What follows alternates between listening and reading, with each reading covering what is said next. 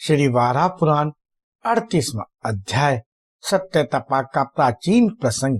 भगवान वाराह कहते हैं, पृथ्वी अव्यव्याद साधुओं के मार्ग का अवलंबन कर मन ही मन गुरु का ध्यान करते हुए निराहार रहकर तपस्या करने लगा। भिक्षा लेने का समय आने पर वह वृक्ष से गिरे सूखे पत्ते खा लिया करता था। एक दिन की बात है, उसे भूख लगी तो किसी वृक्ष के नीचे गया।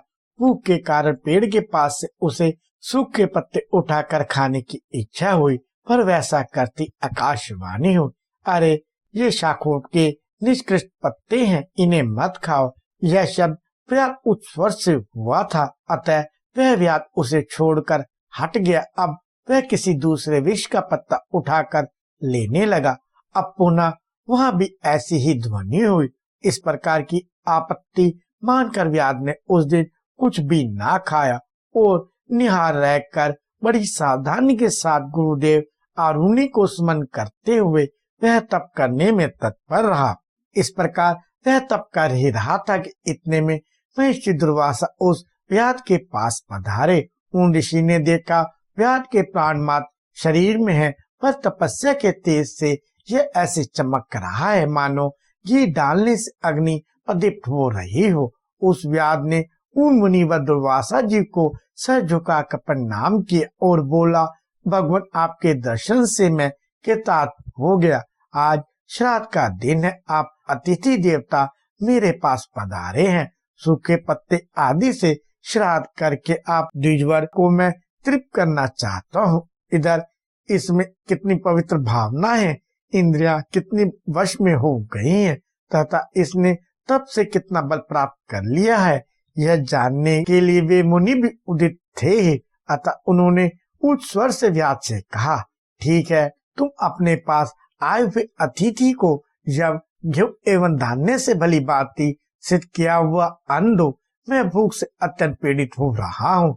दुर्वासा जी के ऐसा कहने पर व्याध बड़ी चिंता में पड़ गया। वह सोचने लगा, यह सब सामग्री कहाँ से मिलेगी। वह इस प्रकार सोच ही रहा था, इतने में एक सोने का पवित्र पात्र आकाश से गिरा। वह पात्र सिद्ध अन्नों से पूर्ण था। व्याध ने उसे हाथों में उठा लिया और उसे लेकर वह डरता हुआ दुर्वासा मुनि से कहने लगा, ब्राह्मण आप परम ब्रह्मज्ञ पुरुष हैं। जब तक मैं भिक्षा लाने जाता हूँ तब तक आप यहीं रहने की कृपा करें। मुझ पर किसी प्रकार आपकी इतनी कृपा अवश्य होनी चाहिए। इस प्रकार कहकर वह साधु व्याध भिक्षा मांगने के लिए जैसे ही आगे बढ़ा, इतने में उसे बहुत से उपवन एवं अहिर की बस्तियों से युक्त एक नगर दिखाई पड़ा। वहां पहुंचने पर वृक्षों में से दूसरे अनेक पुरुष सुवर्ण पात्र लिए निकल पड़े और विविध दिव्यान्नों से उसकी थाली को भर दिया।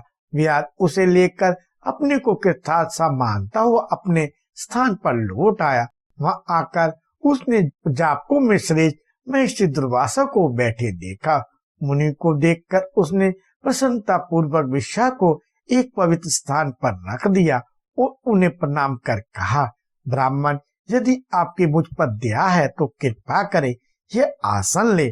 उसके पवित्र तपोबल की परीक्षा करने के विचार से महर्षि ने कहा, व्याध मैं नदी जाने में असमर्थ हूँ, मेरे पास जल पात्र भी नहीं है, फिर मेरा पैर कैसे धुल सकता है। मुनि के ऐसा कहने पर व्याध सोचने लगा, अब क्या करूं, मुनि जी का मेरे यहाँ भोजन कैसे हो सकेगा। फिर उस चतुर व्याध ने मन ही मन अपने गुरु आरुणि का स्मरण किया। साथ ही उस सुंदर बुद्धि वाले व्याध ने उस देविका नदी की भी स्तुति पूर्वक शरण ली। व्याध बोला, नदियों में श्री देवी के मैं व्याध हूँ, मैंने सदा पाप ही पाप किए हैं, ब्राह्मण हत्या जैसा महापाप भी कर चुका हूँ। देवी फिर भी मैं आपको स्मरण कर आपकी शरण आया हूँ, आप मेरी रक्षा करें। देवता मंत्र और पूजन का विधान यह सब मैं कुछ भी नहीं जानता। देवी आप नदियों में प्रधान है, केवल गुरु के उत्तम चरणों का ध्यान करने से मेरा सदा कल्याण होता आया है। अब आप मुझ पापी पे कृपा करें। आपके दुर्वासा ऋषि अपना पैर धो सके, इस निमित्त से आप उनके सन्निकट पधारने की कृपा कीजिए। इस प्रकार व्याध के प्रार्थना करने पर पाप नाशनी देवी का नदी वहां पहुंच गई, जहां उत्तम व्रत का पालन करने वाले दुर्वासा मुनि विराजमान थे। यह देखकर मुनि को बड़ा आश्चर्य हुआ। वे विस्मय में मुग्ध रह गए। साथ ही उन विद्वान मुनि व दुर्वासा के मन में बड़ी प्रसन्नता हुई। उन्होंने हाथ पैर धोकर उसके श्रद्धा पूर्वक दिए हुए अन्न को खाया तथा आचमन किया। उस समय व्याध के शरीर में केवल हड्डी ही शेष रह गई थी। भूख के कारण वह अत्यंत दुर्बल हो गया था। दुर्वासा ऋषि ने उससे कहा, अंगों सहित वेद तथा रहस्य के साथ पद एवं कर्म, ब्रह्म विद्या और पुराण सभी तुम्हें प्रत्यक्ष हो जाएं। इस प्रकार वर देकर दुर्वासा जी ने उसका नवीन नामकरण किया। उन्होंने कहा, तुम अब ऋषियों में अग्रण्य सत्य तपा नाम के ऋषि होगे। मुनि व दुर्वासा जी ने जब इस प्रकार व्याध को वर दिया तो उसने मुनि से कहा, ब्राह्मण, मैं व्याध होकर वेदों को अध्ययन कैसे कर सकूंगा? ऋषि बोले, साधु व्याध, निराहार रहकर तपस्या करने से अब तुम्हारे पहले के शरीर के संस्कार समाप्त हो गए हैं। तुम्हारा यह तपोमय शरीर उससे सर्वथा भिन्न है, इसमें कोई संशय नहीं।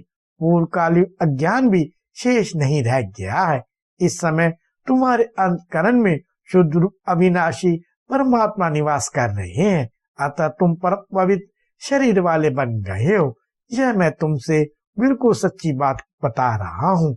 मुने, इस कारण तुम्हें वेद और शास्त्र भली भांति प्रतिभाषित ज्ञात होंगे।